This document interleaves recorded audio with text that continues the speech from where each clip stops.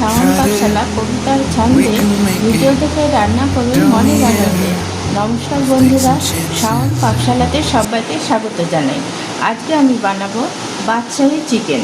তার জন্য আমি চিকেন অল্প পরিমাণে নিয়েছি, আমি 2 জনের পরিমাণ নিয়েছি। আপনারা যেই পরিমাণ ক্যান্ডিডেট বাড়িতে আছেন সেই অনুযায়ী আপনারা নিয়ে নেবেন। এখন আমি প্রথমে নিয়ে দিচ্ছি হলুদ গুঁড়ো, দিয়ে দিচ্ছি তন্দুরি মশলা, দই,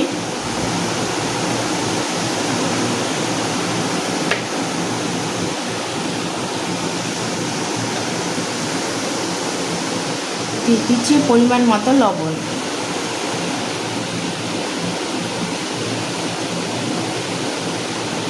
এখন আমি সমস্ত কিছুর সাথে ভালো মতো করে চিকেনটাকে মেখে নেব। এই রান্নাটা খেতেও যেমন টেস্টি হয়, তেমনি খুব কম ইনগ্রিডিয়েন্টস দিয়েই এই রান্নাটা করা যায়। এই জন্য আমি ভাবলাম আপনাদের সাথে এই রান্নাটা একটু শেয়ার করি।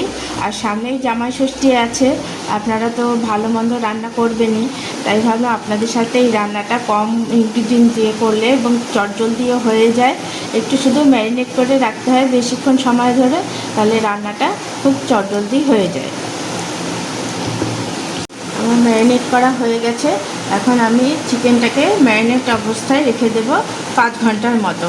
আপনারা চেষ্টা করুন 5 ঘন্টা রাখতে, যদি হাতে সময় না থাকে তাহলে 3 ঘন্টা অন্তত চেষ্টা করবেন ম্যারিনেট করে রাখার জন্য। রান্নাটা কিন্তু খুব চটজলদি হয়ে যায়।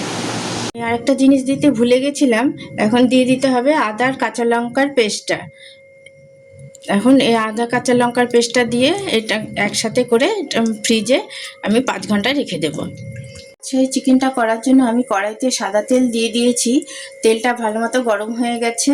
এখন আমি এর মধ্যে দিয়ে দেবো, প্রথমে একটু চিনি দিয়ে দেব, তাতে রঙটাও যেমন ভালো আসবে এবং টক দই দিয়ে যে ম্যারিনেট করে রেখেছিলাম সেই টকের ব্যালেন্সটাও ভালো হবে। ভালো মতো গলে গেছে। এখন আমি এর মধ্যে দিয়ে দেবো ম্যারিনেট করা চিকেনটা।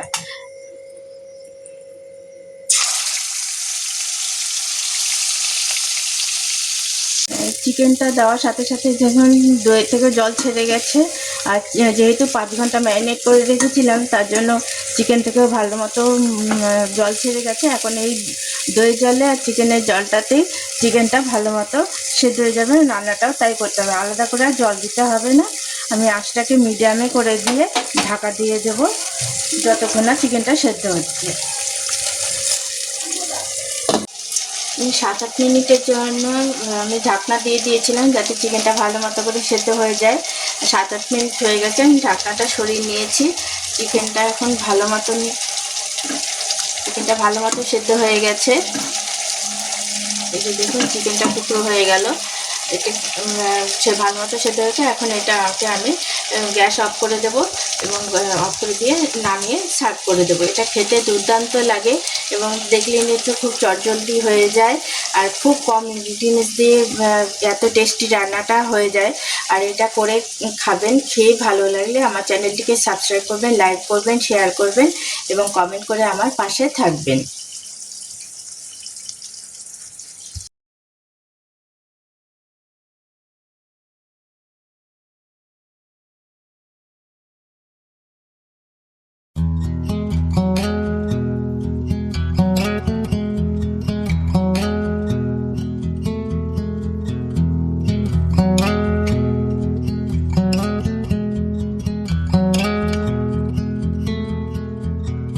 If we tried it, we can make it.